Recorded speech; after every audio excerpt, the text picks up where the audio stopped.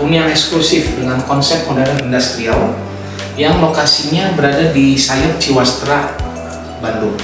Dan alhamdulillah kami memproduksi ada 4 tipe bangunan, yang mana di sini ada rumah tipe 466 yang memang tersedia untuk 2 kamar tidur, lalu tipe 49,566 untuk 3 kamar tidur dengan konsep mezanin, dan terakhir adalah produk yang memang kita betul-betul produk premium, yaitu rumah kos dengan tipe 81,5 street building 66.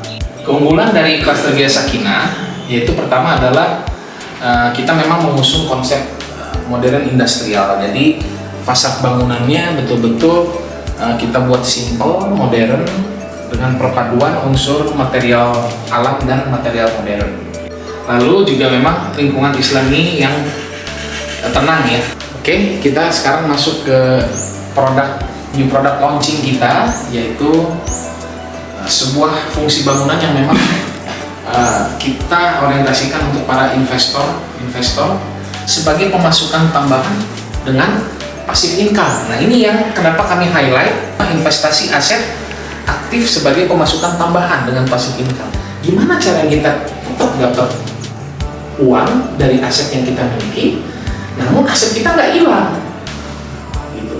Nah, ini kita tunggu jawaban di bawahnya. Nah, jawabannya adalah rumah kos. Rumah kos di klaster Gaya Sakinah ini adalah sebuah instrumen bisnis yang tahan dari resesi. Selama orang butuh tempat untuk sewa dan tinggal, maka bisnisnya akan terus jalan. Apalagi kalau rumah kos ini lokasinya sangat strategis, dekat dengan kampus, university, ataupun dekat dengan perkantoran gitu, atau area-area pusat perbelanjaan, karena di situ banyak karyawan tentunya. Salah satu untuk memastikan ketenangan finansial di masa tua adalah dengan memiliki sumber passive income yang stabil dan terpercaya. Salah satunya adalah dengan memiliki investasi rumah kos di klaster desa. Nah, inilah kira-kira gambaran konsep rukos yang kita punya. Bangunannya 2 lantai dengan tampilan modern industrial. Nah, ini yang menarik nih, denah layout. Ini denah layout lantai 1, ini denah layout lantai 2. Nah, lantai 1 ada 3 kamar tidur dan lantai 2 ada 3 kamar tidur. Nah, di sini ada area parkir motor, dan kelebihan dari kos-kosan ini adalah kamar mandinya sudah di dalam kamar, gitu, sehingga kamar mandinya betul-betul privasinya terjaga gitu ya. Dan untuk akses masuk ke dalam bangunan itu menggunakan smart door lock gitu ya, sehingga betul-betul terjaga keamanannya dan betul-betul safety gitu ya. Nah, lanjut juga di sini bahwa kita sediakan fasilitas dapur bersama, jadi para penghuni kos bisa juga untuk memasak gitu ya, untuk tidak harus GoFood gitu ya, sekali-sekali juga dia bisa mandiri gitu ya, memasak sendiri. Dan di sini kelebihannya ada lagi area rooftop kanopi. Jadi ketika dari balkon lantai 2 dia bisa akses di atas kanopi itu tempat duduk santai, tempat ruang komunal. Jadi sore-sore sambil ngeteh duduk diskusi kerja kelompok antar sesama siswa ini bisa dimanfaatkan di sini. Jadi poin-poin ini saya pikir menjadi sebuah daya tarik tersendiri, dan tentunya kamar-kamarnya sudah dilengkapi dengan kasur, lalu meja, kursi, dan lemari pakaian. Ya, nah ini kita coba kasih gambaran dari yang di awal tadi kita sampaikan bahwa return of investment antara range 6-8% ya untuk rukos ini. Nah, di sini kita tipe 81,5 dengan luas tanah 66. Kita buatkan 2 alternatif. Nah, yang pertama adalah dengan sistem kelola sendiri gitu ya. Misalkan tidak mau dengan menggunakan manajemen pengelolaan kos, maka bisa menggunakan ini, di mana harga sewa per kamar itu kita asumsikan di 750.000 per bulan, dikalikan 6 kamar, maka pendapatan per bulannya di 4,5 juta. Nah, dengan pendapatan 4,5 juta itu kalau dikalikan dalam 1 tahun, maka 54 juta didapat oleh investor. Nah, ini harga jual normal unit Rukos ini adalah di 917 juta. Sehingga kalau kita kalikan 6%, maka sebenarnya yang didapat itu di 55 juta. Nah, makanya jadi mendekati, Pak. Jadi kurang lebih memang sama di angka 6% gitu. Nah, ini beberapa gambaran tentang fasilitas kawasan yang kita siapkan, yaitu one gate system. Di sini ada gate, di sini ada untuk akses card mobil keluar masuk, di sini for security. Oke, lanjut. Di sini juga ada CCTV kawasan, nanti kita siapkan di beberapa spot. Lalu di sini juga ada Masjid Al-Ikhlas yang memang sudah kita bangun. Ini kita ambil foto pada saat senja ya, gitu, sudah mendekati ke arah maghrib gitu ya. Dan ini di depannya sudah ada pelataran untuk jumlah orang sholat kalau sholat Idul Fitri. Ya, oke, lanjut. Nah, di sini yang kita sebutkan tadi taman tahfiz, gitu, ukuran areanya kurang lebih 5,5 kali 12. Nah, di sini juga bisa berbagai aktivitas dilakukan gitu ya, yang kaitannya dengan area outdoor. Begitu juga ada children playground. Nah, di sini ada children playground, itu tepat di area depan Rukos gitu ya, sama area memanah. Gitu ya. Oke. Nah, sedangkan fasilitas di dalam Rukosnya sendiri itu ada kamar mandi dalam, ya. Di situ ada shower dan kloset duduk, jadi premium juga ya, seperti rumah tinggal. Lalu ada rooftop canopy, gitu. Di situ nanti istilahnya di sore hari bisa beraktivitas para penghuni Rukos. Lalu di sini ada sistem smart door lock, bisa akses lewat fingerprint, bisa lewat sistem kode dan kartu. Lalu juga untuk kamar-kamarnya kita sudah siapkan fully furnished, mulai dari tempat tidur, mulai dari meja belajar, kursi belajar, lemari pakaian.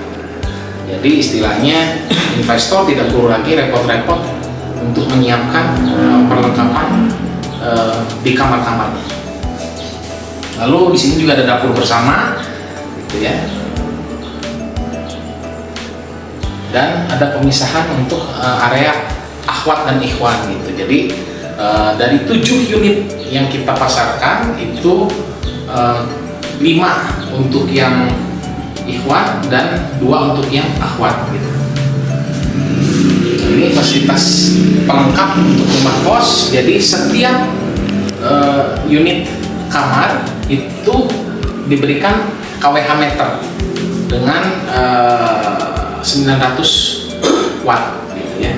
Jadi bisa terkontrol untuk pengeluaran dari penggunaan listrik dari masing-masing penghuni. Lalu juga ada fasilitas internet yang tadi kita sampaikan. Akses internet ya saat ini memang sudah menjadi kebutuhan ya, apalagi mahasiswa untuk mengerjakan tugas pasti butuh download data segala macam, dan ini sistemnya kita private sehingga untuk menjaga kestabilan akses internet itu masing-masing kamar mendapatkan username sama passwordnya sendiri gitu, sehingga nggak bisa diakses sembarangan orang menggunakan kode itu, karena setiap kamar beda. Lalu ada namanya pompa submersible. Nah, ini juga sebagai kelebihan dari salah satu di perumahan kami gitu ya. Rata-rata kalau di perumahan lain itu kalau tidak disuplai PDAM ada sumur bor, tapi sumur bornya pun terbatas. Di tiap unit rumah paling hanya kedalaman 20 meter, jadi sebutnya semi jet pump. Nah, kalau di kita ini betul-betul pompa submersible, kedalamannya sampai 60 meter, sehingga diharapkan memang air yang keluar itu betul-betul dapat dikonsumsi layak lah oleh penghuni. Nah, kalau kita lihat dari site plan, di sini zoning untuk area kos-kosan, dan di zona B ini untuk area rumah tinggal yang dengan konsep mezanin ini. Nah, di area kos-kosan ini memang sudah sold 2 dan ini masih tersisa 7 unit lagi gitu ya. Dan di sini untuk akses gate-nya, sehingga memang untuk akses masuk sangat dekat untuk kos-kosan ini dengan pos jaga. Memang keuntungan dari area ini adalah jalannya betul-betul sendiri dimanfaatkan oleh unit rumah yang ada di sini. Beda kalau yang di sini, ini itu adep-adepan gitu ya. Jadi tingkat traffic jalur kendaraan juga lebih sering di sini. Kalau ini betul-betul luas gitu, nyaman lah gitu. Nah, lalu juga di sini ada area panahan sama area children playground gitu ya. Nah, sedangkan yang di sini baru area taman tahfiz. Nah, ini di sini ada tertulis yang sold ya. Nah, harapan kami mungkin bisa segera pilih ya para investor yang ada hari ini untuk bisa segera berkoordinasi dengan tim sales kami agar bisa segera booking unitnya, karena memang ini terbatas nih, tinggal tersisa 6 ya, karena ini satu sudah ada booking. Nah, yang paling penting terakhir adalah tentunya bapak-bapak dan ibu-ibu yang ada di sini juga ingin mendapatkan kepastian dari sisi aspek perizinan dan legalitas tanah gitu ya. Insya Allah kami dari awal memang sudah betul-betul menjaga perihal ini, itu dimana kita pastikan untuk perizinan bangunan saat ini kami sudah lengkap 100% hingga sudah keluar dengan namanya PBG gitu ya. Kalau dulu sebutannya IMB, sekarang itu namanya PBG, Peraturan Bangunan Gedung. Nah, untuk mendapatkan PBG itu adalah sebuah proses yang kita lalui dari awal izin site plan, andalali, lalu izin lingkungan, keluar izin site plan, sehingga kita baru bisa berkoordinasi untuk proses split SIM sertifikat berbarengan dengan pengurusan split SIM PBG. Dan alhamdulillah kita sudah lakukan itu tuntas gitu ya. Oke, ke bawah ini kurang lebih gambarannya yang sudah kita lalui proses perizinan. Lalu lanjut legalitas tanah juga sama, statusnya sudah sertifikat hak milik ya, kita sudah split masing-masing. Kita lanjut. Nah, ini bukti dokumentasi gitu bahwa sertifikat 27 ini sudah lengkap semua gitu. Oke. Mungkin itu sebagai gambaran penjelasan kami dari launching new product rumah kos. Oke, terima kasih. Mohon maaf apabila ada salah kata, dan semoga hari ini semua pada closing dan booking ini kan. Wassalamualaikum warahmatullahi wabarakatuh.